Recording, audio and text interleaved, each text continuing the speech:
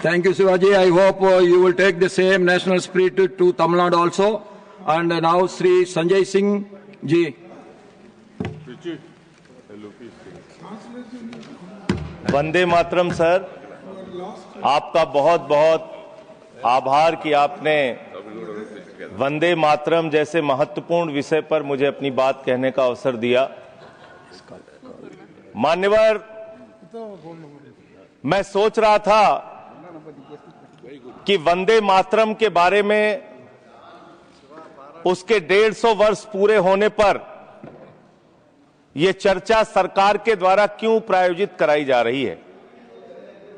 एक तो यह अच्छी बात है कि देशभक्ति की भावना का विकास सबके अंदर हो। वंदे मातरम के महत्व को सारे देश के लोग समझें, नौजवान समझे, किसान समझे, मजदूर समझे, पढ़ा लिखा समझे, गैर पढ़ा लिखा समझे। यह अच्छी पहल है। लेकिन मैं साथ ही साथ यह भी सोच रहा था, तो एक घटना मुझे याद आई मान्यवर। वो घटना थी उत्तर प्रदेश की।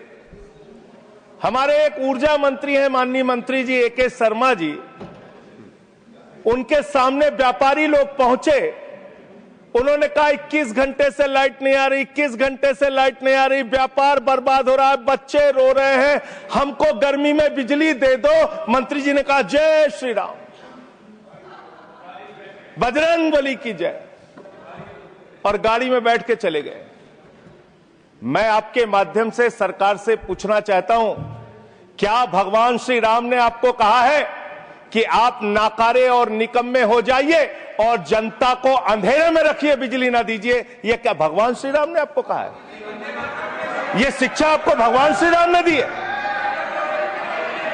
मान्यवर, मुझे वंदे मातरम आम आदमी पार्टी की रैलियों में, आम आदमी पार्टी की सभाओं में जब भारत माता की जय और वंदे मातरम जोर जोर से लगाए जाते हैं। किसी दिन लगाने का मन हो तो आ जाना हमारी पार्टी के कार्यक्रम में, आपसे ज्यादा तेजी के साथ वहां पर वंदे मातरम लगाएंगे। सदन में भी लगाना चाहते हो लगाओ। तो आप इन नारों के पीछे, ये नारे देशभक्ति के हैं, ये नारे देश की रक्षा के हैं, ये नारे देश को आजादी दिलाने के लिए हैं। ये नारों के पीछे अपने गुनाहों को छिपाने के लिए नारे नहीं है, मैं कहना चाहता हूं माननीय। और आप क्या कर रहे हैं? आप इन नारों के पीछे अपने गुनाहों और अपराध को छिपाना चाहते हैं। वंदे मातरम का मतलब क्या है? वंदे मातरम का मतलब है मातृभूमि की वंदना। मातृभूमि की वंदना। हम मातृभूमि की वंदना करते हैं, तो आप कैसे मातृभूमि की वंदना कर रहे हैं? अरे 1 रुपए में तो एक आम नहीं मिलता। आपने 1 रुपए में अडानी को 1050 एकड़ जमीन और 10 लाख आम और लीची के पेड़ दे दिए। ये मातृभूमि की वंदना, ये आपकी मातृभूमि की वंदना है। आप मातृभूमि को बेचकर मातृभूमि की वंदना कर रहे हैं। ये मातृभूमि की, आज वंदे मातरम पे ही बात करूंगा सर। मातृभूमि की वंदना, मातृभूमि की वंदना हिंदुस्तान के एयरपोर्ट को बेच के नहीं हो सकती। मातृभूमि की वंदना रेल को बेच के नहीं हो सकती, सेल को बेचकर नहीं हो सकती, समुद्री तटों को बेचकर नहीं हो सकती, कोयला और गैस को बेच के नहीं हो सकती, हिंदुस्तान की जमीनों को बेच के नहीं हो सकती।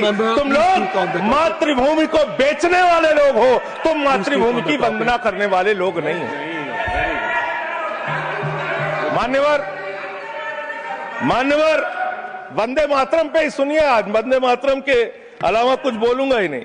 मातृभूमि की वंदना, इस मातृभूमि की वंदना में जब यहां पे लीडर ऑफ द अपोजिशन बोल रहे थे, मान्यवर, honourable I am not yielding sir, I am not yielding sir, sir I am not yielding sir, I am not yielding sir.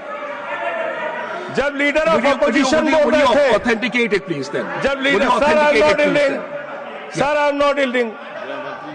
जब यहां पे लीडर ऑफ अपोजिशन बोल रहे थे, नो पॉइंट ऑफ ऑर्डर, खड़गे साहब, उनके मुंह से नो पॉइंट ऑफ ऑर्डर, दलित शब्द निकल गया, दलित शब्द निकल गया। पूरी की पूरी भारतीय जनता पार्टी हाउस में खड़े होकर विरोध करने लगी। दलितों से इतना चिढ़ है आपको? क्या दलित भारत माता के बच्चे नहीं? क्या पिछड़े भारत माता के बच्चे नहीं? क्या आदिवासी भारत माता के बच्चे नहीं? अगर दलितों, पिछड़ों, आदिवासियों की बात होगी तो आप विरोध करोगे? I'll have to give it to LOH. आप विरोध I'll have to करोगे? give it to LOH. You are not on the topic. LOH. Just need a minute. LOH. Sir दो बातें हैं। Please. LOH is on its legs. LOH is on its legs. Sir दो बातें हैं। एक तो हम चाहते हैं कि डिबेट, हेल्दी डिबेट हो, तर्कों के साथ हो। अभी इन्होंने आरोप लगा दिया कि दलितों पर बीजेपी वाले एकदम हल्ला करने लगे। ऑन रिकॉर्ड है, मैंने कहा है दलित के विषय में कि ये हमारे पूज्य हैं, हमारे भाई हैं, ये ऑन रिकॉर्ड है। इस तरीके के स्वीपिंग स्टेटमेंट्स न दें और इस हाउस के माध्यम से देश को गुमराह न करें, नंबर 1। नंबर 2, आपने कहा ये बेच दिया, ये बेच दिया, ये बेच दिया। आई से please authenticate on the floor of the house whatever you have charge. देखिए आज सर बहुत अच्छी बात गृह मंत्री जी भी कह के गए और लीडर ऑफ द हाउस भी कह रहे हैं कि जो कुछ भी मैं बोलूं उसको ऑथेंटिकेट करूं। और मैं आपसे अनुरोध कर रहा हूं सर कि अगर मैं ऑथेंटिकेट ना करूं तो मेरे खिलाफ कार्रवाई की जाए। एक एक चीज मैं ऑथेंटिकेट करूंगा। अगर मैं कोई बात कह रहा हूं तो उसको ऑथेंटिकेट करूंगा। दूसरी बात, शहीद खुदीराम बोस की बात हुई सर, कल उस सदन में चर्चा हुई। हिंदुस्तान के सबसे युवा क्रांतिकारी जिन्होंने फांसी के फंदे को चूमा, वंदे मातरम का नारा लगाया। शहीद खुदीराम बोस, शहीद रोशन सिंह, शहीद राजेंद्र लहड़ी, शहीद अशफाक उल्ला, शहीद राम प्रसाद बिस्मिल, शहीद प्रफुल्ल चाकी, हिंदुस्तान के तमाम क्रांतिकारियों ने जब फांसी के फंदे को चूमा, शहीद आजम भगत सिंह, शहीद सुखदेव, शहीद राजगुरु, सबने वंदे मातरम का नारा लगाया। सबने वंदे मातरम का नारा लगाया। और शहीद खुदीराम बोस को अब आप याद कर रहे होंगे, मैं पिछले 31 साल से 3 दिसंबर को शहीद खुदीराम बोस की जयंती का आयोजन करता हूं। मेरी संस्था का नाम शहीद चंद्रशेखर आजाद के नाम पे है।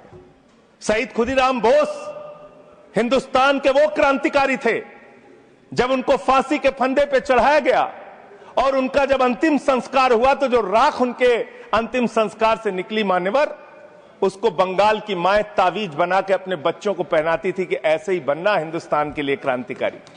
यह इतिहास, यह हिंदुस्तान का इतिहास।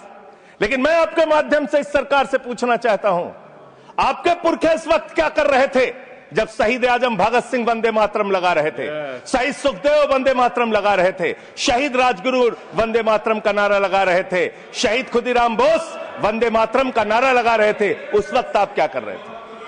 क्या कर रहे थे आप? वंदे मातरम का नारा लगाकर लोग जेल गए, लाठियां पड़ी उनको। मैं आपके माध्यम से इस सरकार से पूछना चाहता हूं, आरएसएस के 4 लोगों का नाम बताओ जो वंदे मातरम नारा लगा के जेल गए, उनका नाम बताओ आप। 4 लोगों का नाम बताओ आप, अपने 4 पुरखों का नाम आप बताओ। आप नहीं बता सकते क्योंकि आजादी के आंदोलन में आपका कोई इतिहास नहीं। आजादी के आंदोलन में आपका कोई इतिहास नहीं, यही आपकी कुंठा है। तो इसलिए कभी आप कहते हो सरदार वल्लभ भाई पटेल आपके हैं। अरे भैया, सरदार वल्लभ भाई पटेल ने आरएसएस के ऊपर बैन लगाया था, यह रिकॉर्डेड हिस्ट्री है। और जब 18 महीने जेल में रखा गया आरएसएस के लोगों को राष्ट्रपिता महात्मा गांधी की हत्या के अपराध में, जब उनको छोड़ा गया, बैन हटाया गया, तो उसमें शर्त लगाई कि आप राष्ट्रीय ध्वज को मानेंगे, यानी कि आप तिरंगे झंडे को भी नहीं मानते थे। आपने 52 साल तक हिंदुस्तान का तिरंगा झंडा आरएसएस के मुख्यालय पे नहीं फहराया सर, नहीं फहराया। और 3 लोगों ने आरएसएस के मुख्यालय पर जब ये झंडा फहराया, उन तीनों के नाम मैं पढ़ रहा हूं, विजय, उन्मत, दिलीप, इन तीनों लोगों के खिलाफ आरएसएस ने एफआईआर दर्ज कराई। किस अपराध में? कि हमारे दफ्तर में तिरंगा क्यों फहरा दिया। और कितने साल तक मुकदमा लड़े? 13 साल तक मुकदमा लड़े। यह है आपकी असलियत। आप तिरंगे का विरोध करते हैं, भारत के राष्ट्रीय ध्वज का विरोध करते हैं। जो लोग तिरंगे और राष्ट्रीय ध्वज का विरोध कर सकते हैं, वो भारत माता के सच्चे सपूत नहीं है, वो नहीं है हमारे निगाह में। और मैं आपको बताता हूं सर, ये है 28 दिसंबर 1949 का ऑर्गेनाइजर पत्र, इसको भी रखूंगा क्योंकि आज गृह मंत्री जी और लीडर ऑफ द हाउस दोनों कह के गए रिकॉर्ड पे सारी चीजें आनी चाहिए, इसको रिकॉर्ड पे रखना चाहिए। इतिहास देश को पता चलना चाहिए किन लोगों ने देश के साथ गद्दारी की, किन लोगों ने तिरंगे का विरोध किया, किन लोगों ने राष्ट्रगान का विरोध किया। आपको ये पढ़ के सुनाना चाहता हूं, ये ऑर्गेनाइजर है, क्या लिख रहा है। What is the moral sanction behind government's choice of Jan Gana Man, except that it can be made an item of entertainment. आप राष्ट्रगान का विरोध कर रहे हैं, आप भारत के राष्ट्रगान का विरोध कर रहे हैं। आपके मुख्य पत्र में भारत के राष्ट्रगान का विरोध लिखा गया है। इसके लिए भारत के प्रधानमंत्री को और पूरी की पूरी भारतीय जनता पार्टी को, जो अपने आप को आरएसएस को अपना आदर्श मानती है, पूरे देश से माफी मांगनी चाहिए। ये रिकॉर्ड पे लाऊंगा सर, इसको रख लीजिएगा, ये रिकॉर्ड पे रखा जाए। मान्यवर, फिर से बोल दे रहा हूं, 28 दिसंबर 1949 ऑर्गेनाइजर अखबार, जो आरएसएस का मुख्य पत्र है, और इस आरएसएस के मुख्य पत्र में फिर से लिख दे रहा हूं, फिर से पढ़ दे रहा हूं क्या लिखा हुआ है। What is the moral sanction behind government's choice of Jan Gana Man? Unnecessarily it will get provoked. It can be made an item of entertainment. Please continue. ये लिखा Sanjay ji unnecessarily provoke. Continue. अच्छा सर, मैं आपसे ये कहना चाहता हूं कि आपने तिरंगे का विरोध किया, राष्ट्रगान का विरोध किया, वंदे मातरम आपने लगाया नहीं कभी।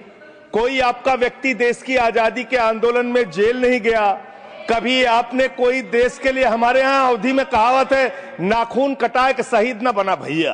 तू तो नाखूनों नहीं कटाया भैया, बिना नाखून कटाए शहीद बना चाहता है, बिना नाखून कटाए शहीद। ऐसे काम नहीं चलेगा सर। जिन्ना का भी जिक्र कल दूसरे सदन में हुआ, प्रधानमंत्री जी ने जिक्र किया। जिन्ना के साथ आपके कितने गहरे और मधुर संबंध थे, क्या इस देश के लोगों को पता है? नहीं पता, मैं बताता हूं। श्यामा प्रसाद मुखर्जी जी फजलुल हक की गवर्नमेंट में फाइनेंस मिनिस्टर थे, और फाइनेंस मिनिस्टर रहते हुए उन्होंने अंग्रेज गवर्नर को चिट्ठी लिखी थी। Shyama Prasad followed this and told Governor Herbert, the administration of the Bengal province should be carried on in such a manner that in spite of the best efforts of the Congress, this Quit India movement will fail. ये चिट्ठी लिखी है। आपने भारत छोड़ो आंदोलन के खिलाफ आपके नेता, जनसंघ के पहले राष्ट्रीय अध्यक्ष और तत्कालीन गवर्नमेंट में जो वित्त मंत्री थे, उन्होंने चिट्ठी लिखी अंग्रेज गवर्नर को और कहा कि भारत छोड़ो आंदोलन, जो हिंदुस्तान के क्रांतिकारियों का आंदोलन था, जो देश की आजादी का आंदोलन था, वो आंदोलन कुचल देना चाहिए, खत्म कर देना चाहिए। ये है रिकॉर्डेड हिस्ट्री आपकी। ये आपको, आपके बारे में पूरे देश को पता रहना चाहिए। अब जिन्ना, हाँ, इसको भी सभा के पटल पर रखूंगा। जिन्ना और आपके रिश्ते क्या थे? कितने मधुर रिश्ते थे। एक राज्य में सरकार नहीं बनाई मान्यवर इन्होंने, नॉर्थ वेस्ट फ्रंटियर, सिंध प्रांत और फजलुल हक की गवर्नमेंट। फजलुल हक वो शख्स है जो पाकिस्तान बनने के बाद वहां की सरकार का गृह मंत्री बना। आपके रिश्ते उन लोगों के साथ थे, ये देश को पता होना चाहिए। इसलिए आप किसी को भी देशभक्ति का प्रमाण पत्र बांटने का काम मत कीजिए। आप वंदे मातरम लगाने का काम कर रहे हैं और देश की सुरक्षा के साथ खिलवाड़ कर रहे हैं। आप भारत की सेना को 4 साल के अग्निवीर पे लेके आ गए, जो हिंदुस्तान की सीमा की सुरक्षा करने वाले हैं, जो वंदे मातरम का नारा लगाते हैं हमारे जवान, हमारे सैनिक, जो -50 डिग्री टेम्परेचर में सियाचिन में और +50 डिग्री टेम्परेचर में जैसलमेर में भारत की सीमाओं की रक्षा करते हैं, इस मातृभूमि की रक्षा करते हैं। उनके पीठ में छुरा मारने का काम आपने किया, उनकी नौकरी 4 साल की कर दी अग्निवीर की। आपको मातृभूमि से प्यार है, आप देशभक्ति की बात करेंगे, आप देशभक्ति की बात कर रहे हैं। अरे मैंने साइकिल चोर सुना था, लॉकेट चोर सुना था, स्कूटर चोर सुना था, मैंने सुना था तमाम तरह के चोर होते हैं। आप लोग तो वोट चोर निकल गए हिंदुस्तान के अंदर। वोट चोर, 3 करोड़ वोट, उत्तर प्रदेश में 3 करोड़ वोट की चोरी करने जा रहे हैं। कल की मीटिंग में पता चला 17.5% वोट उत्तर प्रदेश में काटे जाएंगे। आप ये कर रहे हैं, ऐसे लोकतंत्र को मजबूत करेंगे? ऐसे आप मातृभूमि की सेवा करेंगे? ऐसे आप मातृभूमि की वंदना करेंगे? मान्यवर, मैं आप लोगों से सिर्फ इतना कहना चाहता हूं मान्यवर, आपके माध्यम से, कि हमने फिल्मों में सीन देखी है, डाकू लोग आते हैं, जय भवानी जय भवानी जय भवानी कह के, और वो गांव का गांव लूट के चले जाते हैं। जय भवानी कह के गांव का गांव लूट के चले जाते हैं। हम इस देश के अंदर किसी भी सरकार को वंदे मातरम और भारत माता की जय लगाकर देश को लूटने की इजाजत नहीं देंगे। वंदे मातरम लगाएंगे, भारत माता की जय लगाएंगे, जय हिंद भी कहेंगे, राष्ट्रगान भी कहेंगे, वंदे मातरम भी गाएंगे, लेकिन देश के साथ गद्दारी और धोखेबाजी नहीं करने देंगे। आपको नहीं करने देंगे। ये देशभक्ति के नारे हैं, ये देशभक्ति के नारे हैं।